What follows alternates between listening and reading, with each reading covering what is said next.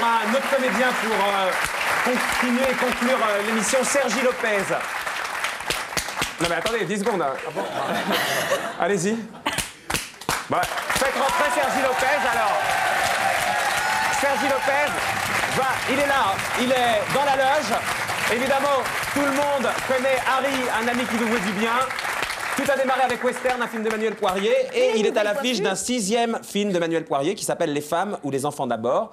On vous raconte tout avec Alex Trégaro et Sergi Lopez nous rejoint. Après qu'Elsa les dragués. A tout de suite. Bah lui, il s'est pas fait chier pendant ce moment-là.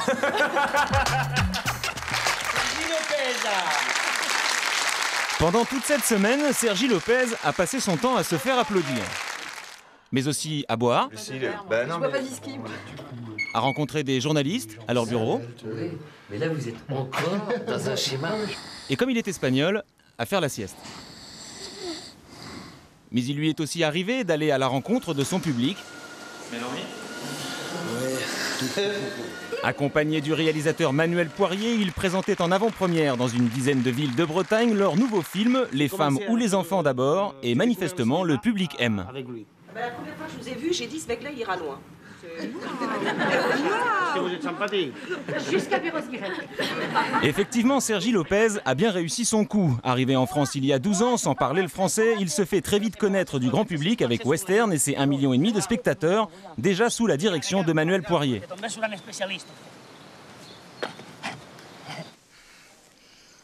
Ah oui, fort excité.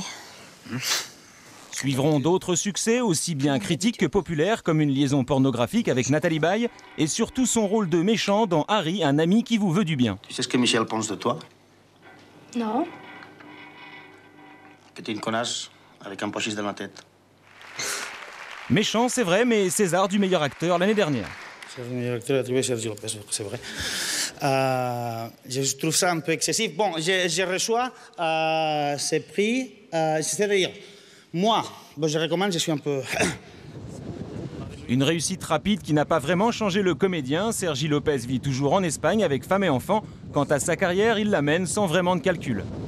Il ne fait pas forcément un gros film parce qu'on lui propose un gros film. Sergi, c'est pas du tout quelqu'un de carriériste, quoi. Je me souviens au début, quand on commençait à faire des films ensemble, s'il y avait des débuts peut-être d'une proposition des gens qui avaient déjà vu le 3e ou 4e film, il n'était pas du tout acharné à l'idée de tiens, faut que je réussisse, tiens, faut que je sois connu et tout ça. Un certain dilettantisme qui n'empêche pourtant pas Sergi Lopez d'être devenu un acteur qui compte. Est-ce qu'un comédien, aujourd'hui, comme Sergi Lopez, ça fait obtenir des salles? Après, le succès public de Harry, évidemment. Résultat, Les femmes ou les enfants d'abord sera projeté dans plus de 200 salles en France. Un film où, après Harry, Sergi Lopez retrouve un type de personnage auquel il nous avait habitués. Le mec sympa, tendre, drôle, simple. Un peu comme lui, quoi. Le rapport que j'ai avec lui, il est très simple, parce qu'il n'est pas encombré d'un truc, je me la joue, je me mets comme ça, je fais ça, je veux pas que le truc là, vas-y la lumière, le machin, vas-y le truc, ah bah non ça et tout, ah bah il faut, mais ça tu crois que ça va plaire? Quels sont les côtés désagréables de Sergi Lopez?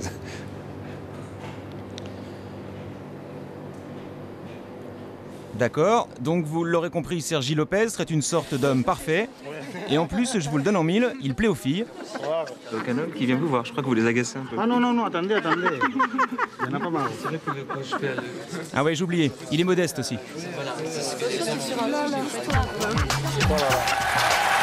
Sergi Lopez, bonsoir. Fabrice Lucchini, Chill. Ariane, bonsoir. Elle est déjà prise ce soir, aucune chance. Quand tu dis ça... Jolie coiffure, hein. On est dans la coiffure ce soir, là. C'est Fabrice qui est... C'est une soirée thématique. C'est thématisé, ouais. Un petit commentaire, Fabrice, sur la coiffure, histoire de boucler la boucle. C'est un choix absolu. C'est plus qu'un choix, c'est plus un accident, mais... Alors, quand on regarde votre parcours et ce que vous dégagez, je crois très fort en la phrase de Fabrice Lucchini qui dit « Je ne connais pas d'acteurs qui soient différents à l'écran de ce qu'ils sont dans la vie ». Ça, je cite Fabrice Lucchini. J'ai peut-être tort.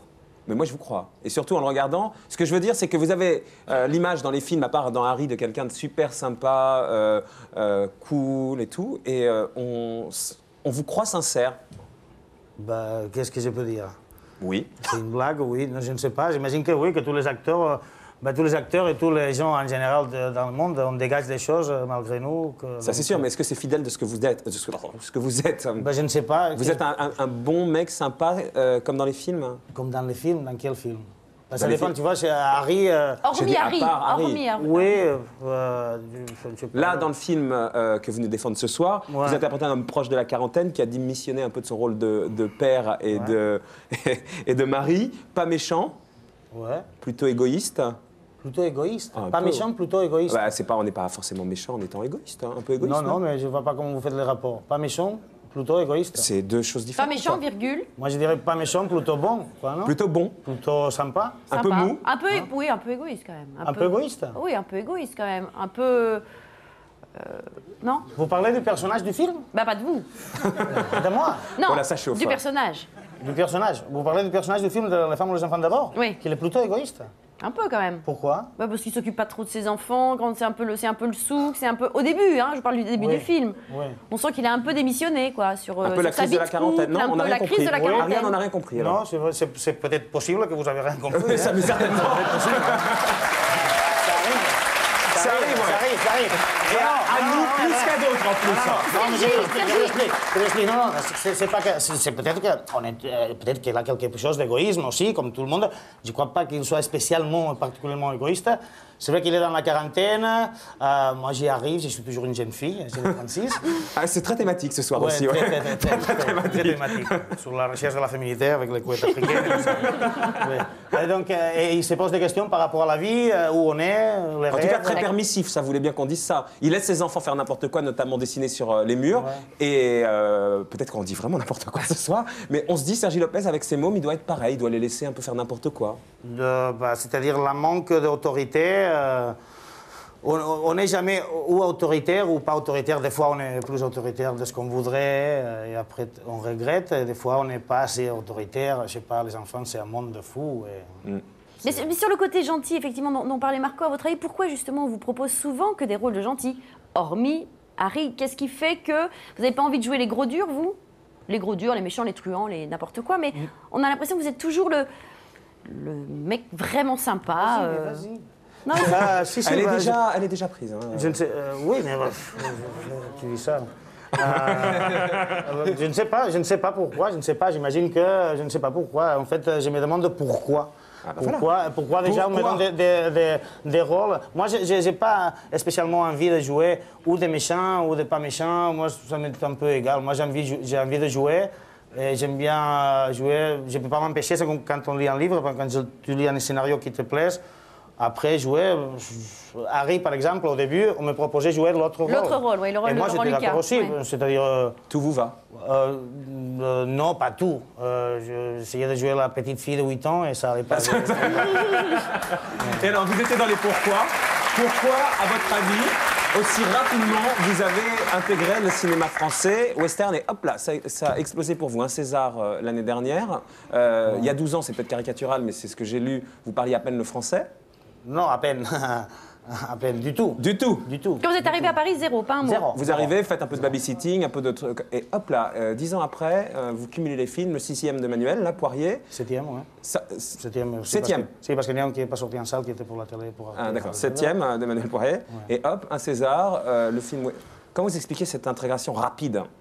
Moi, j'attends, je ne sais pas, j'attends toujours que si quelqu'un peut l'expliquer, je ne sais pas. Fabrice, une idée? Oui, il croit que j'ai les réponses à tout. Surtout à minuit 51, là. Non, pas du tout. Une dame dans le public dit c'est parce qu'il a simplement du talent. Ah. Je ne sais pas. C'est vrai que je ne sais pas comment dire. Moi, j'ai un accent. Hein. Bon. Et donc, c'est un truc, au début, quand je faisais des études à l'école Lecoq, la grande école Lecoq, j'étais là et après, on m'a dit, mais ça serait peut-être bien que tu restes pour ta carrière de cinéma, parce que j'avais fait le premier film de Manuel Poirier, La Petite Amie d'Antonio. Et moi, je me disais, bon, la carrière de cinéma, quelle carrière de cinéma? J'ai un accent, je vais pouvoir faire 2 films, 3 films en France. Je sais pas, on m'a proposé des choses de toreros, des gitans, des ouvriers en bâtiment. Et du coup, je n'ai pas une explication claire. Du coup, j'ai l'impression qu'il y a des gens qui ont accepté mon accent comme si ça faisait partie d'un tout, ce qui est vrai aussi, mais comme si c'était plus un handicap, alors que pour moi, ça continue, je crois. Ça continue. Est-ce qu'il y a des rôles que Ouais. vraiment vous espérez avoir et vous dites c'est impossible pour moi parce qu'avec mon putain d'accent, je n'y arriverai jamais? Non, déjà, il n'y a pas de rôles que j'espère. Des rôles concrets, je veux dire, des rôles. J'espère avoir plein de rôles et pouvoir. Rému, ça paraît difficile quand même. Oui. Quoi? Rému, ça paraît difficile. Déjà, je ne le connais pas. Il faut dire que quand Bertrand Blier vous a proposé un rôle, vous ne le connaissiez pas non plus. Non, oui, c'est vrai. Donc bon, il faut vous mettre à niveau, Sergi.